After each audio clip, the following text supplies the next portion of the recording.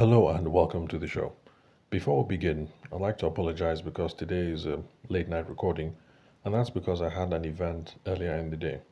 I was talking about um, simplifying simplifying business thinking or something like that. It wasn't a lecture per se, but it was more of a business type symposium where I was there with a lawyer, with a fashion entrepreneur, with Web3 artists, someone with AIT, sorry, not AIT, AI specialty. Let's see who else. Okay, and then somebody in mental health. So it was much more of a business roundtable. And of course, I was talking about the things that I talk about best, which is how we ought to have a process driven framework driven method for improving our sales and building our businesses. So that's what I spent a lot of the time doing earlier today. So maybe after I reflect on the session, especially on the perspectives from the other speakers, I might make a podcast episode to share some of the good stuff that we discussed then.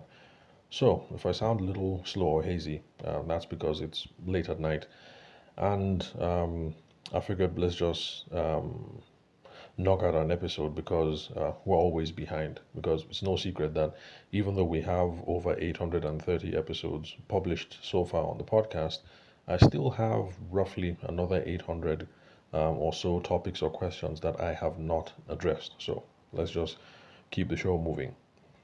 Now, today I'd like us to look at data driven sales decisions. And that is just all about the kind of metrics that we keep, how we track information, how we track data, how we collect data. And the whole point of doing all of this kind of activity is just so that we can optimize our sales strategy. So, first off, we have to answer the question whether data is important in improving our sales. Because some of you are going to say, you boys have come again. Any small thing, data, data, data, data. I beg, what is data self? Is it even important? And the answer is yes. But the problem is that most people, especially those of us born, close to the 80s, around that time, we just assume that anytime you hear data, we're only talking about things that you can quantify and things that you can put into numbers. Because we are that generation, those of us who grew up during SAP, structural adjustment program, during the Babangida era and stuff like that. Pundits will say economic data says this, economic data says that. People should do this, people should do that. So, for my generation, that's just how we grew up. Anytime you hear data, you hear numbers, and the thing has carried on till today. Gen Z, people like my kids, every time anybody hears data, okay, well, let me not generalize. Let me say in Nigeria, where most people hear data, they think numbers and they think things that you can quantify, numbers, ratios, those sorts of things. But in the real sense of the word, or in the older sense of the word, data just means information, whether that information is quantifiable or not. Now, the kinds of data that we need to build our business are two things. We need quantifiable data, and then we also need qualitative data. Now, let me get into the difference. Quantifiable data is the data or the information that we get from quantitative research.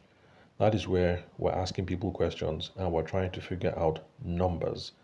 So we're asking people, we're getting involved in conversations, or we're doing some research and we're trying to find out numbers, or we're trying to track our activities because we're looking for some kind of metrics.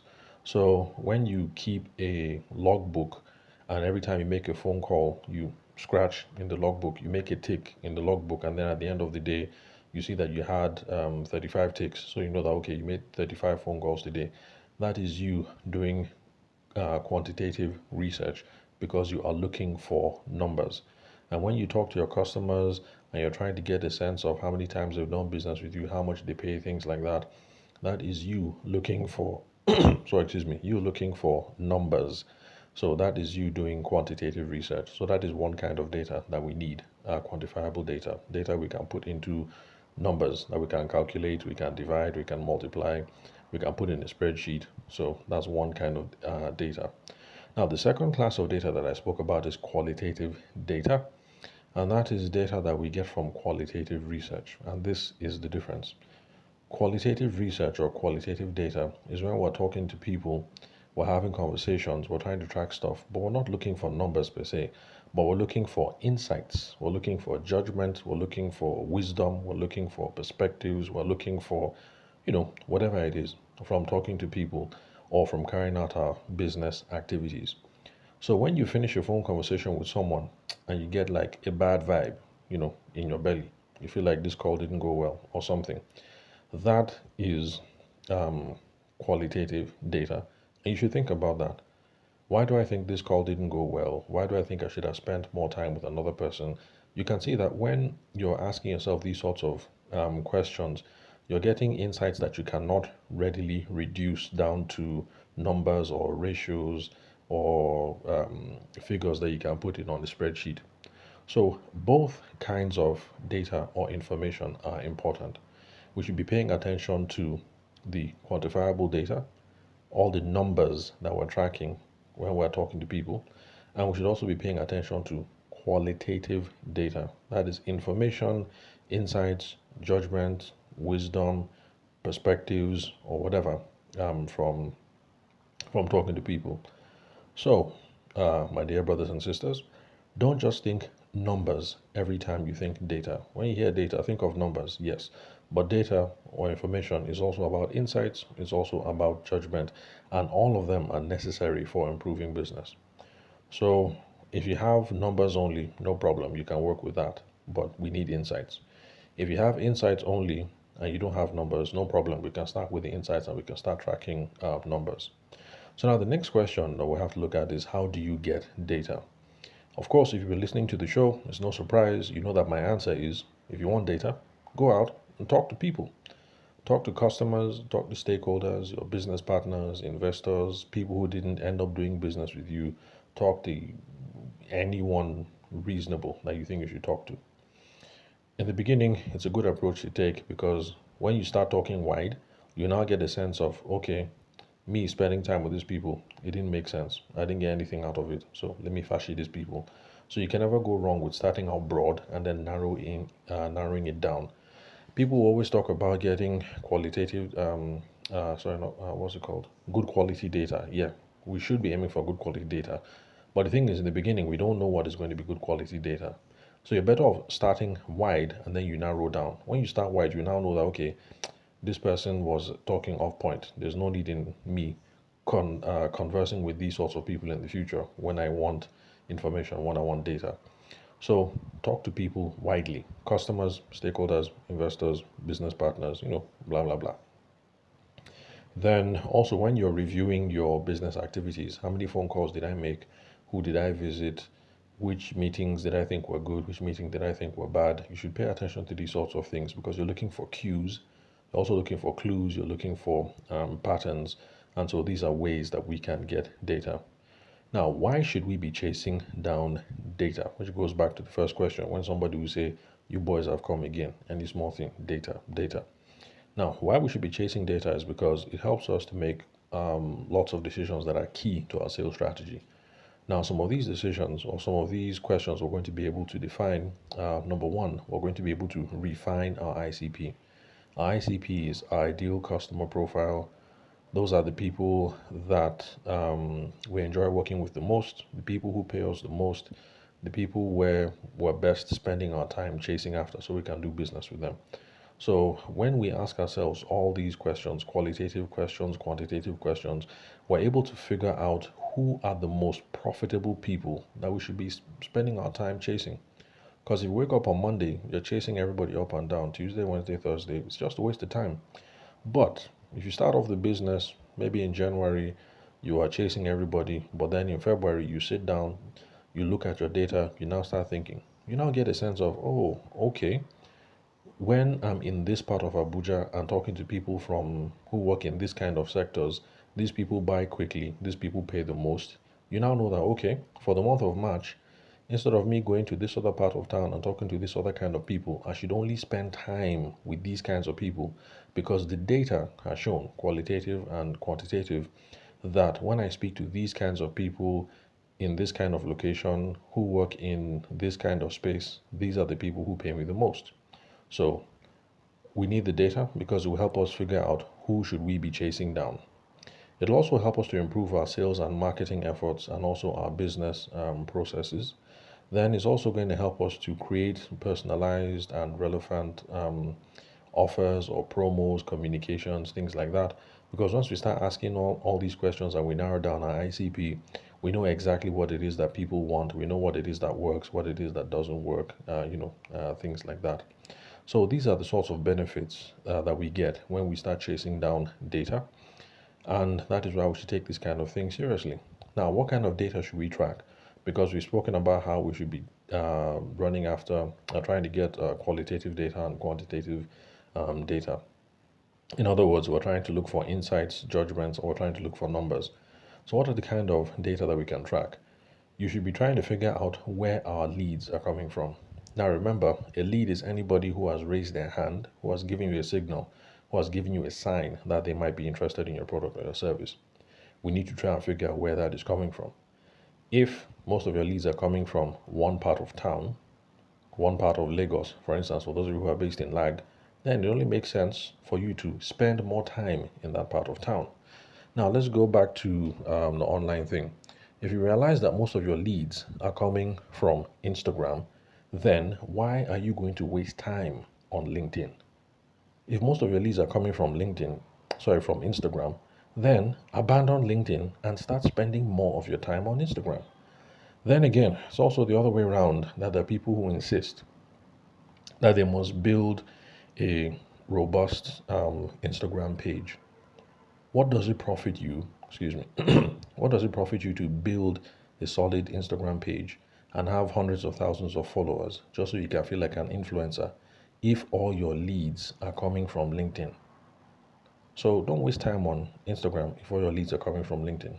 And then if you're spending all this time online, but then you find out that most of your leads are coming from, let's say, local churches in your area, why are you wasting time online? Start spending time in churches and track down your customers. So, those are the kind of data we need to track. Where are the leads coming from? Then we also try and figure out the quality of the leads coming from each source, because you might find out that when you talk to people on LinkedIn, there are these kind of people, that kind of people, they don't seem to be serious. But when you talk to people after the church parish meeting or something, those people are ready to buy now. So if you're getting, let's say, 100 leads from LinkedIn, but for the people that you talk to on LinkedIn, they don't seem to be serious. You only get 2 business deals.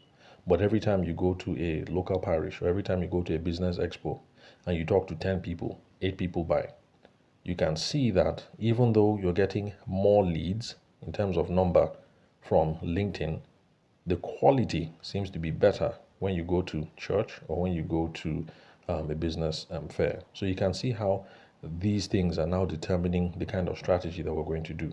So I was trying to figure out the kind of data we also need, the quality of leads. Then we also try and figure out how many people become paying customers. That's really important. We also have to try and figure out how long does it take to close the deal. Because if you talk to people in a business fair or in church, maybe you see that you close the deal in 5 minutes. But if you're chatting with people on LinkedIn or Instagram or WhatsApp, it takes you 3 weeks to close the deal. It also gives you a good sense about where you should spend your time. Should you be spending your time in places where you talk to people sharp, sharp, 5 minutes, 30 minutes, you've got a customer, or spending time on this online thing where you're chatting with people back and forth and you're taking 3 weeks, So there's no right or wrong answer, but it's not like you have right or wrong. It's like it's about what is most appropriate and what is least appropriate. So these are the data that we're looking for, and these are the calculations that we're trying to make. Then you also try to figure out, on average, how much do people buy from us? When we talk to people from this place and from that place, how many do they buy? Do they buy one item or do they buy five? And then how much do they pay? Because you can notice that you talk to certain kinds of people and they'll be pricing groundnuts with you.